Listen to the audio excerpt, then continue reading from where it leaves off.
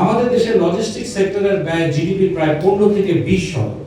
প্রকল্প ব্যয় কমানোর পাশাপাশি অবকাঠামো নির্মাণ করে সেবা প্রদানের প্রাধান্য দেওয়া খুবই জরুরি, যা বাণিজ্য ও অর্থনৈতিক সুফল উন্মোচনে সহায়ক হবে।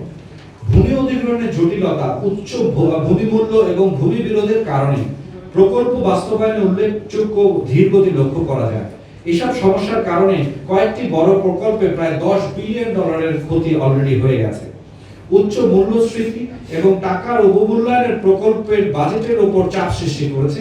পাশাপাশি বিদেশি ঋণের বোঝা বাড়ছে, যা 2025-26 অর্থ বছরে প্রায় $4.5 বিলিয়ন পৌঁছাবে বলে ধারণা করা যাচ্ছে।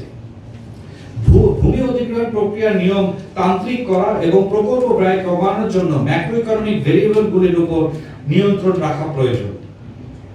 চট্টগ্রাম বন্দর কর্তৃপক্ষ 2024-25 অর্থ বছরে প্রায় 3143 কোটি টাকা রাজস্ব উদ্ধৃত থাকা সত্ত্বেও বন্দর সেবা শুল্ক গড়ে 41% বৃদ্ধি ঘোষণা দেয়।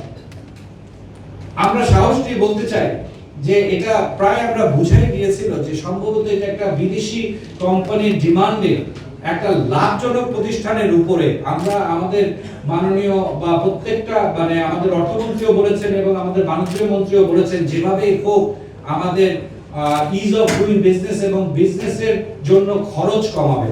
তো এই দাগে আমরা জোর দাবি জানাচ্ছি ইমিডিয়েটলি এই 41% যে চিটাগং পোর্টটা কিন্তু আমাদের অর্থনীতির প্রাণকেন্দ্র। দেশের প্রায় 88% আমাদের ইম্পোর্ট এন্ড এক্সপোর্ট কিন্তু চিটাগং পোর্ট দিয়ে হয়।